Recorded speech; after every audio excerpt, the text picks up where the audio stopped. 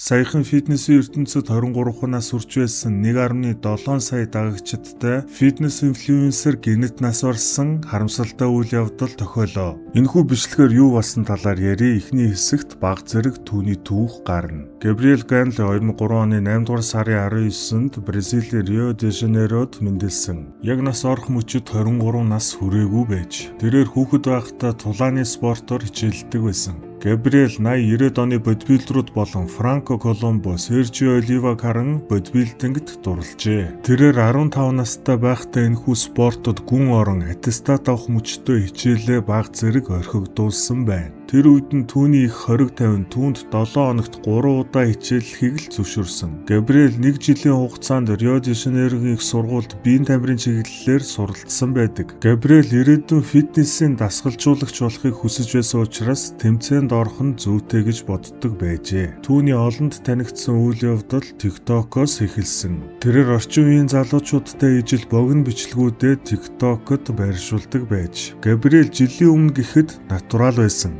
Ингээд бараг жил хүрэхгүй хугацаанд хар талд орон баларсан гэж хэлж болно. Түүний форм яг л дэлбэрсэн мэт огцом өөрчлөлт гарan арьсны өнгө батг гэх мэт асуудлууд түүнийг тойроогүй. Ингээд 5 сарын 23-нд Бразилийн CNN түүнийг гэрийнхээ галт тугоонд үхсэн байдалтай олдсон гэсэн мэдээ цацсан байна. Түүний үхлийн шалтгааныг зүрхний гипертрофик кардиомиопати гэж зарлжээ. Энгийнээр хэлбэл зүрхний булчингийн хэд зузаарал томрол гэсэн үг. За тэрээр зүрхээр үхсэн юм байна гэж битгий бодорой. Габриэл масс огцом нэмэх үедээ инсулин хэрэглэдэг байсан. Үүнийг олон ойр дотныхон хүмүүс гэрчлэнэ. Энэ үйл явдал яг Даллас Маккарверийн түүхтэй ижил яг үхлийн шалтгаан инсулин гэдэг нь батлагдахгүй байсаар байгаад дууссан байдагтай төстэй. Даллас Маккарверийн бичлэг байгаа шүү. Үзэхнийг нь сувгаас хайгаад үзээрэй. Түүний дасгалжуулагчийн өгсөн протоколоор 3 өдөрт 35 литр ус ууж 75 мг натр ид гэсэн байна. Өдөрт 11 литр ус ууж 25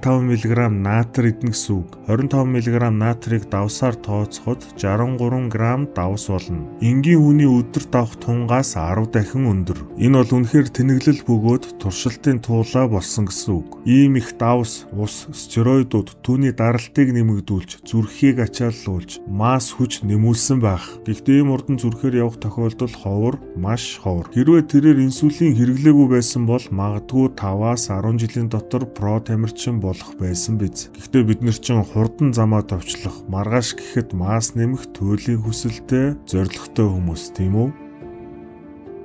Инсулиныг цусан дахь сахарыг бууруулах зорилготой чихрийн шижин өвчнөд хүмүүс хэрэглэдэг тариа. Диабет 1-р төрлийн эмгэгтэй хүмүүсийн инсулин нойр булчирхаанаас ялгарч чадхаа болсон учраас зайлшгүй шаардлагатай амин тариа. Цусан дахь сахарыг булчин болон бусад эд эсүүдэд тээвэрлэгч. Бодибилдингт бол хамгийн хүчтэй анаболик гэж явдаг. Инсулин цусан дахь глюкозыг буулгаснаас үүдэн тархинд глюкоз дутагдах процессыг гипогликемия гэдэг. Эхэндээ өлсөн, чичрэн, хөлрөн, дараа нь бүдлэн толгой иргэн. Нойр хүрнэ, тэгээд ухаан алдна. Бүр сүүлдээ комд орно. Яаралтай тусламж авч чадахгүй бол үхнэ. Хүний тарих сахар, глюкоз буюу чихрээр ажилдаг. Хэрвээ цуснд чинь глюкоз байхгүй бол бензин дуусахтай адил бүх зүйл зогсно. Зарим тохиолдолд хүмүүс фармакологийн тухай зөвлөгөө авах үед инсулинийн талаар асуудаг. Миний хариулт нь энэ бичлэг байна. Чамд ийм азгүй зүйл тохиолдохгүй гэх ямар ч баталгаа байхгүй. Хичнээн сайн болгоомжтой байсан ч гипогликемия болох үед чи зогсоож амжихгүй байж мэднэ. Бүх эргэн тойрны хүмүүс бүр 24 цаг чиний хажууд байдаг хүн чинь биедээ байнга глюкоз авч явна тарихад бэлэн байх хэрэгтэй. Эсвэл ухаалдах үед чиний олоо руу хоол байтугай ундаач орохгүй. Инсулиноос олж нас орсон тамирчид маш их байдаг. Бүгд л би үхэхгүй, надтай ийм зүйл тохиолдохгүй гэж бодон хэрэгэлсэн байх.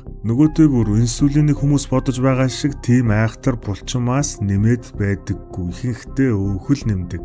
Хэрвээ тийм байсан бол, хэрвээ тэгдэг байсан бол 1-р хэлбэрийн чихрийн шижинтэй болчихсон хүмүүс бүгд бак болчихсон байгаа. Иймээс мэддэггүй мундаг лаг инфлюенсер, багш, дасгалжуулагч, спортын ангаахын эмч, хэмбугаач инсулиныг амь насанд ямар ч аюулгүй хэрэглэх протокол мэдэхгүй. Дэлхийд дээр тийм протокол байхгүй. Айл болох удаа амьд ирүүл явах нь ямар ч булчин мас, мөнгө төгрөг, эрх мэдэл, нэр хүнднээс илүү гэдгийг санаарай.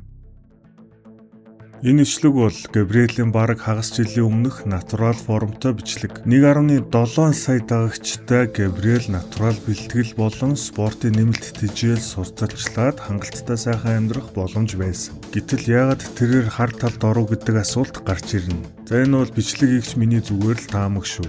Нэгдүгürt тэрээр Даллас Маккарвер, Франко Коломбо, Сержио Оливаг шүтэж энэ спортод орсон. Энэ нь импринтинг буюу анхны хүчтэй сэтгэгдлээс үүссэн хамгийн том мотивац. Натуралаар тийм хэмжээнд очих боломжгүй болох үед хар тал руу ордог нэг том шалтгаануудын нэг.